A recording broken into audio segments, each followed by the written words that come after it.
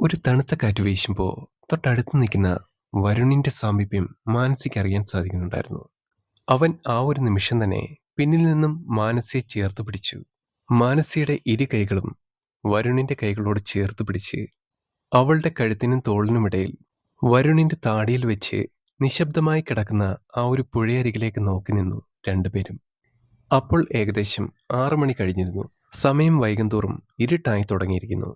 സൂര്യൻ അസ്തമിക്കുന്ന ആ പ്രകാശം അവരുടെ രണ്ടുപേരുടെയും മുഖത്തേക്ക് അടിക്കുന്നുണ്ട്. കുറെ നാൾ കൂടിയുള്ള മാനസിയുടെ ആഗ്രഹമായിരുന്നു രണ്ടുപേരും ആ ഒരു പുഴയരികിൽ വന്ന് നിൽക്കണമെന്ന്. ആരുമില്ലാത്ത ഏകാന്തമായൊരു സ്ഥലം. അതാണെങ്കിൽ ഏവർക്കും ഇഷ്ടപ്പെടുന്നൊരു സ്ഥലം. ഇരുവരും ചലനമില്ലാതെ നിൽക്കുന്ന സമയം തന്നെ വരുണിന്റെ ചുണ്ടുകൾ മാനസിയുടെ കാതിലേക്ക് അടുത്തു. ചെവിയിൽ ഒരല്പം കടിച്ചിട്ട് അവൻ മാനസിയോടായി ചോദിച്ചു, ഇനിയെന്താ അടുത്ത പരിപാടി? ഇനി തിരിച്ചു പോവല്ലേ? അവന്റെ ആ ചോദ്യത്തിന് മാനസി മറുപടി പറഞ്ഞത്, ഇനി ഒരാഗ്രഹം കൂടിയുണ്ട്. പെട്ടെന്ന് തന്നെ അവൻ മാനസിയുടെ മുഖത്ത് നോക്കി, എന്തായാലും പറഞ്ഞോളൂ. ദേ, ആ കാണുന്ന മലയിൽ എനിക്ക് കയറണം. വരുൺ പെട്ടെന്ന് ആ ഒരു മലയിലേക്ക് ശ്രദ്ധിച്ചു. ഏതാണ് ആ മല? നഗരത്തിന്റെ ശബ്ദങ്ങളിൽ നകലെ മഞ്ഞും നിശബ്ദതയും കൂട്ടുകാരനായ ഒരു മലയുണ്ടായിരുന്നു. പിൽക്കാലത്ത് ആളുകൾ എന്നെ യക്ഷിമല എന്ന് വിളിച്ചു. പകൽ സമയത്ത് വെറുമൊരു കുന്നുപോലെ തന്നെയായിരുന്നു ആ ഒരു മല. കാറ്റ്, മരങ്ങൾ, പക്ഷികളുടെ ശബ്ദം എല്ലാം സാധാരണ തന്നെ. എന്നാൽ രാത്രിയായാൽ യക്ഷിമല മാറും. ആ ഒരു നിശബ്ദതയുടെ താഴ്വരയിൽ രണ്ട് മുഖങ്ങളാണ് യക്ഷിമലയ്ക്കുള്ളത്. അധികം ആർക്കും അറിയാത്ത യക്ഷിമലയുടെ ഒരു ചരിത്രമുണ്ടായിരുന്നു. അന്നൊരിക്കൽ ആ ഒരു ഗ്രാമത്തിൽ ഒരു പെൺകുട്ടി ഉണ്ടായിരുന്നു. വളരെ സാധാരണക്കാരി. സമ്പത്തോ പണമോ ഒന്നും തന്നെ ഇല്ലായിരുന്നു. പക്ഷേ അവൾക്കൊരു പ്രത്യേക ശാന്തതയുണ്ടായിരുന്നു. മലയ്ക്കടുത്തുള്ള ആ ഒരു വഴിയിലൂടെയാണ് അവൾ വീട്ടിലേക്കും പുറത്തേക്കും പോയിക്കൊണ്ടിരുന്നത്. അങ്ങനെ ഒരു രാത്രിയിൽ ഒരു 3 യുവാക്കൾ ചേർന്ന് അവളെ തടഞ്ഞു. അവൾ ആദ്യം തമാശയാണെന്ന് കരുതി. ശേഷം അവരുടെ ശബ്ദം മാറി. അവരുടെ ചിരി കഠിനമായി. ഭയം അവളുടെ മുഖത്ത് നിറഞ്ഞു. അവൾ രക്ഷപ്പെടാൻ ശ്രമിച്ചു. ഉറക്കെ വിളിച്ചു കരഞ്ഞു. പക്ഷേ മഴയും കാടും മാത്രമായിരുന്നു അവളുടെ ശബ്ദം കേട്ടത്. അങ്ങനെ ആ രാത്രിയിൽ യക്ഷിമല ആരുമറിയാത്തൊരു രഹസ്യമറിഞ്ഞു.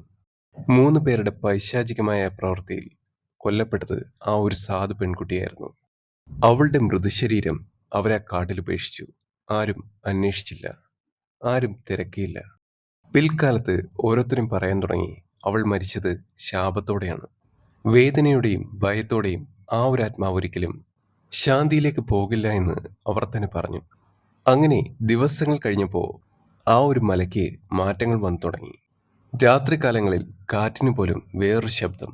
മരങ്ങൾ പോലും കാറ്റിന്റെ വേഗതയിൽ വേറൊരു ദിശയിലേക്ക് ചലിച്ചു തുടങ്ങും. ആ ഒരു സമയങ്ങളിൽ പോലും ചിലർ പറയാറുണ്ട്, ഒരു സ്ത്രീയുടെ ശബ്ദം അവിടെ നിന്ന് കേട്ടുവെന്ന്. പിന്നെ ഒരു നാൾ ആ മലയ്ക്കൊരു പേര് വന്നു, യക്ഷിമല. ആ ഒരു നിമിഷം മാനസി വരുണിന്റെ കണ്ണുകളിൽ നോക്കി ചോദിച്ചു, എന്താ ഈ രാത്രിയിൽ ആ മല കയറാൻ പേടിയുണ്ടോ? വരുൺ അവളുടെ ചോദ്യത്തിൽ ചിരിച്ചുകൊണ്ട് മറുപടി പറഞ്ഞു, നീയുണ്ടെങ്കിൽ എനിക്കെന്ത് പേടി? അങ്ങനെ അവർ രണ്ടുപേരും ഒരുമിച്ച് ആ ഒരു മല കയറാൻ തുടങ്ങി. സൂര്യൻ അസ്തമിക്കുമ്പോൾ കാടിരുണ്ടു തുടങ്ങി. എങ്ങും ഇരുട്ട് മാത്രം. മാനസി വരുണിന്റെ കൈപിടിച്ച് നടന്നു. കാറ്റിൽ ആ ഒരു മുടി ആടി ഉലസുന്നുണ്ടായിരുന്നു. വരുൺ ആ ഒരു മുടി അവളുടെ ചെവിക്ക് പിന്നിൽ ഒതുക്കി. ഇവിടെ നല്ല ഭംഗിയുണ്ടല്ലോ. അതെ, രാത്രിയായാൽ ഇവിടെ കൂടുതൽ ഭംഗിയാണ്. മാനസി വരുണിന് മറുപടി കൊടുത്തു. അവർ സംസാരിച്ചുകൊണ്ട് മുന്നോട്ട് നടന്നു. ഇടയ്ക്ക് ചിരിയും വർത്തമാനവും എല്ലാം ഉണ്ടായിരുന്നു. എന്നാൽ ഇടയ്ക്ക് നിശബ്ദമാവും. പക്ഷെ മലയ്ക്കുള്ളിലേക്ക് കടന്നപ്പോൾ അന്തരീക്ഷം പതുക്കെ മാറി തുടങ്ങി. തണുത്ത കാറ്റ്, ശബ്ദം ചെറിയ രീതിയിൽ കുറഞ്ഞിട്ടുണ്ട്. സംസാരിച്ചു കൊണ്ടിരുന്ന മാനസി ഒന്ന് നിശബ്ദമായി. പെട്ടെന്ന് വരുൺ ചോദിച്ചു, എന്തുപറ്റി? ഒന്നുമില്ല, വെറുതെ, അവൾ തിരിച്ചു മറുപടി പറഞ്ഞു. പക്ഷേ ആ ഒരു നിമിഷം വരുണിന്റെ കയ്യിൽ മാനസി കുറച്ചുകൂടി മുറുകെ പിടിച്ചു. അങ്ങനെ ദൂരെ എവിടെ നിന്നോ ഒരു സ്ത്രീയുടെ ശബ്ദം കേൾക്കുന്നു. വരുൺ മാനസിയോട് ചോദിച്ചു, നീ ഒരു സ്ത്രീയുടെ ശബ്ദം കേൾക്കുന്നില്ലേ? പക്ഷേ അവൾ ഒന്നും മറുപടി പറഞ്ഞില്ല.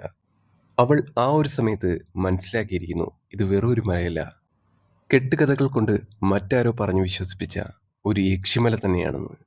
വരുണിന്റെ ആ ചോദ്യത്തിൽ അവൾ ഒന്നും മറുപടി പറഞ്ഞില്ല. അവന്റെ മുഖത്ത് ഭയം വരരുതെന്ന് അവൾ ആഗ്രഹിച്ചിരുന്നു. അവൾ അവന്റെ തോളിലേക്ക് ചാഞ്ഞു. നമുക്ക് കുറച്ചു നേരം കൂടി നടക്കാം. യക്ഷിമല അവർ രണ്ടുപേരെയും ദൂരെ നിന്ന് നോക്കി നിന്നിരുന്നു. പ്രണയത്തിന്റെ സാമീപ്യത്തിൽ നടന്നു പോകുന്ന രണ്ടുപേർ. അങ്ങനെ മലയ്ക്കുള്ളിലേക്ക് വീണ്ടും വീണ്ടും കയറുന്ന സമയത്ത് അവിടുത്തെ വെളിച്ചം അപ്രത്യക്ഷമായിരുന്നു. ചന്ദ്രന്റെ വെളിച്ചം പെട്ടെന്ന് അപ്രത്യക്ഷമായി. വരുണിന് എന്തോ ഒരു പന്തികേട് പോലെ തോന്നി. ഇവിടെ ശബ്ദം കുറവല്ലേ എന്നവൻ പറഞ്ഞു. മാനസി ചിരിക്കാൻ തുടങ്ങി. രാത്രിയായാൽ പിന്നെ ഇങ്ങനെയൊക്കെ തന്നെയല്ലേ? അവൾ അവന്റെ കയ്യിൽ കൂടുതൽ മുറുകെ പിടിച്ചു.